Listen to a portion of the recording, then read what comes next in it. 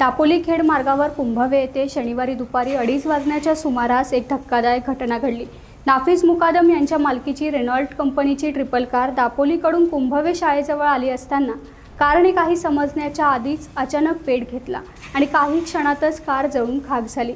घटनेच्या वेळी कारमध्ये नाफिज मुकादम यांच्यासह आणखी 4 जण प्रवास करत होते।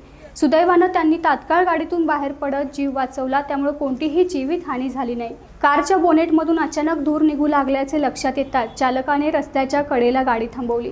काही क्षणातच गाडीला जोरदार आग लागली आणि काही मिनिटातच ती संपूर्णपणे जळून खाक झाली। घटनेची माहिती मिळताच स्थानिक नागरिकांनी घटनास्थळी धाव घेतली आणि आग विझवण्याचा प्रयत्न केला।